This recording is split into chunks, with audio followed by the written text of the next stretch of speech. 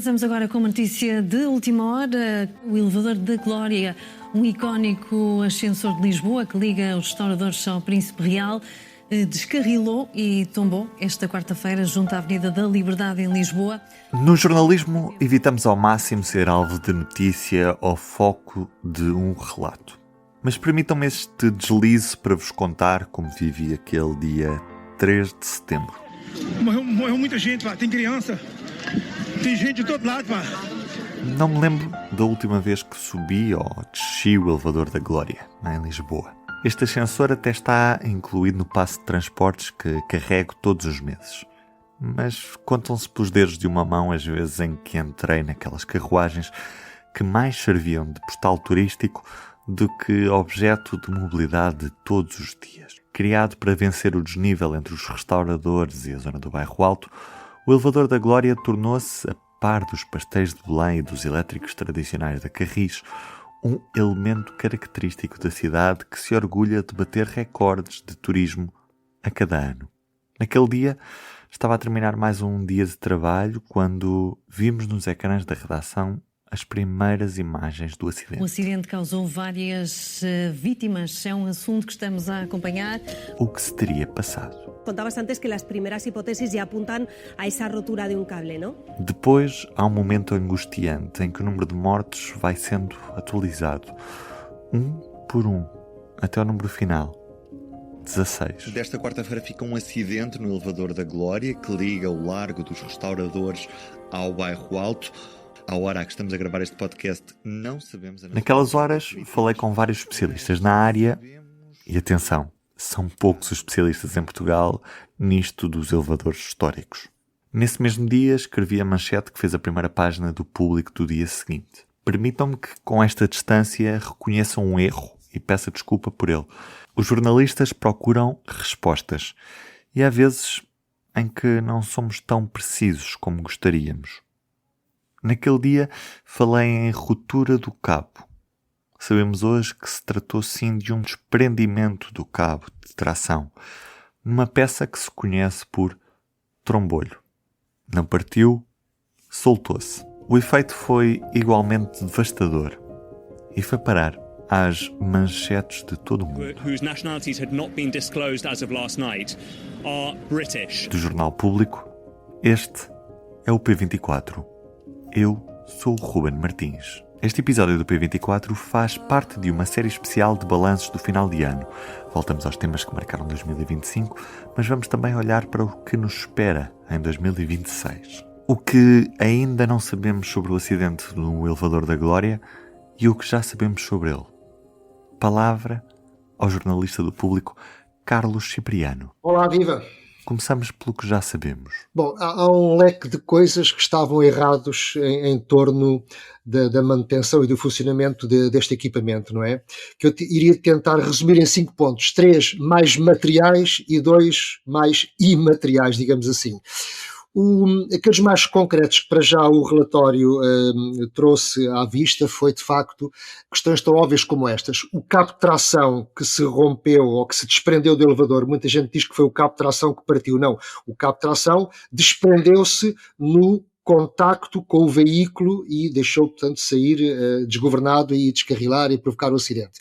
E esse cabo de tração, para começar, não estava certificado para ser utilizado em veículos de transporte de passageiros. O relatório não conclui que isso tenha sido uma causa direta. O facto de ele não estar certificado não quer dizer que tenha sido essa a causa. Vão ser necessários mais testes. Mas, para começar, a Carris tinha permitido que se encomendasse, que se comprasse, que se recepcionasse um novo cabo para o elevador sem que alguém se tivesse dado conta que aquele cabo não estava certificado e não era apropriado para o transporte de passageiros. Depois, segundo aspecto, a pinha. A pinha é a peça de fixação do veículo ao cabo, portanto é aquilo que segura o cabo junto ao veículo, não é? E a pinha tinha esta particularidade, é uma peça quase artesanal que há 100 anos é fabricada pelos operários da Carris, com conhecimento empírico, portanto, sem manuais modernos para o seu fabrico, não é? Que era um conhecimento que era passado de gerações em gerações, e o que se descobriu através de um registro radiográfico por raios gama às duas espinhas do veículo que teve o acidente, é que, e agora vou citar o relatório, a pinha evidencia no interior da fundição a existência de zonas bastante menos densas ou menos vazias. Portanto, há aqui de facto mais uma falha grave, o que, mais uma vez, não quer dizer que tenha sido este o problema, a causa do acidente, mas é mais uma falha detectada neste processo. Por outro lado, há também no arquivo da Carris um desenho de 1961 que diz que a pinha tinha prevista uma anilha de segurança, mas ninguém na Carris tem memória que alguma vez tivesse sido colocada. Ora, mais uma vez também não sabemos se essa anilha de segurança existisse, poderia ou não ter evitado o acidente.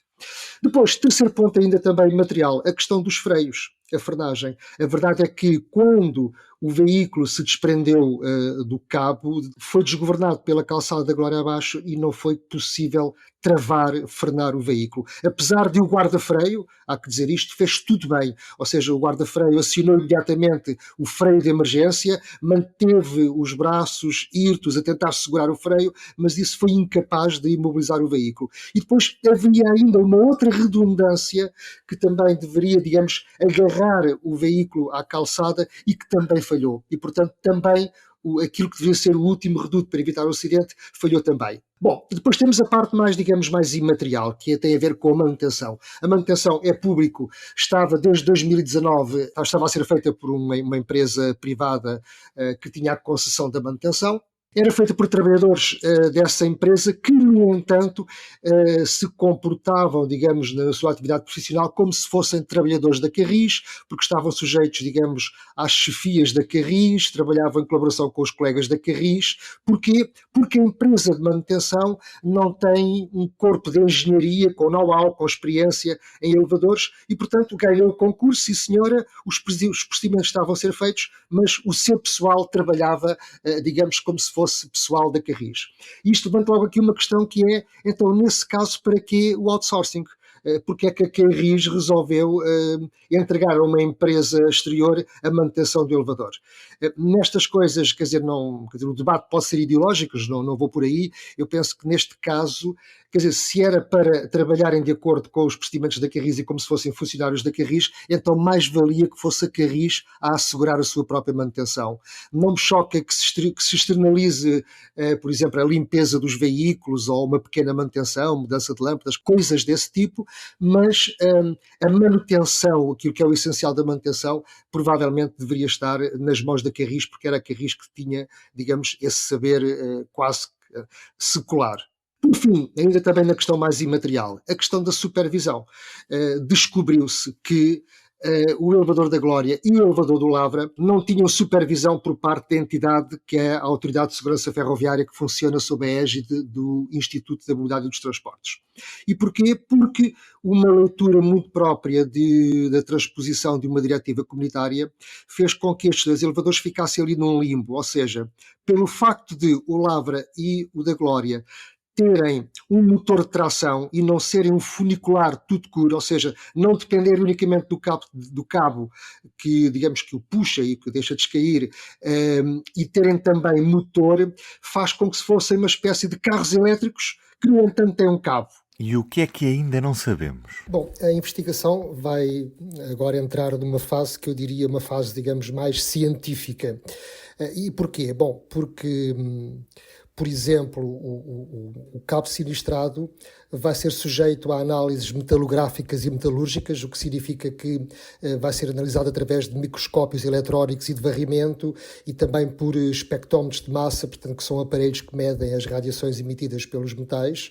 E estes procedimentos vão ser também feitos com a pinha e com a zona da fratura do cabo no elevador. Depois, a investigação técnica passa também por fazer ensaios ao comportamento dos cabos habitualmente admitidos pela Carris para o elevador da Glória, comparando com um cabo idêntico ao sinistrado, e vão ser feitos ensaios de tração, tensão, distorcimento, para ver até que ponto a tipologia do cabo que estava a ser usado na altura do acidente era ou não adequado para o transporte de passageiros.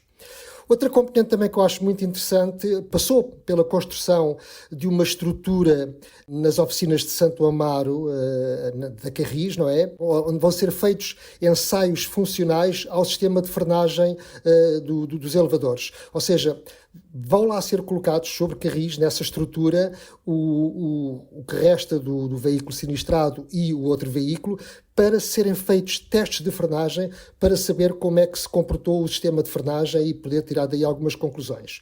E, portanto, esta informação, e como a de todos os outros testes, vai depois servir para alimentar uma simulação computacional, ou seja, no limite, vai-se fazer aqui um modelo virtual, digital, onde se vai ver como é que os elevadores se comportavam e como é que se comportaram no momento do acidente.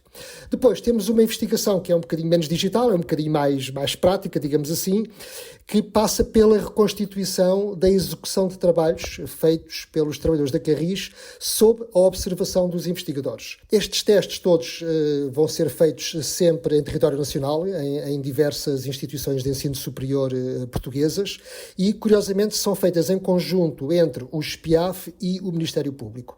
Por exemplo, neste momento, os destroços do elevador estão à guarda do DCIAP, do Departamento Central de Investigação e Ação Penal, e obviamente que depois as duas investigações têm objetivos diferentes, não é? Enquanto o Ministério Público pretende apurar, digamos, responsabilidades e eventualmente culpados para eventual ação judicial, o SPIAF adverte sempre a esta situação, diz que o objetivo das investigações do SPIAF não é procurar culpados nem atribuir responsabilidades, mas sim perceber as causas dos acidentes para depois emitir recomendações de segurança a fim de que os acidentes não se voltem a repetir. Estas vão ser dúvidas que vão ser tiradas ao longo deste 2026. Aqui no Público, cá estaremos, como todos os dias, para olhar para as respostas. Da minha parte, Ruben Martins, resta-me desejar-lhe bom ano novo. Um abraço e até para o ano. Para não perder os novos episódios, subscreva este podcast do Público na sua aplicação preferida. Para além deste programa, há mais para descobrir em público.pt/podcasts. O Público fica no ouvido.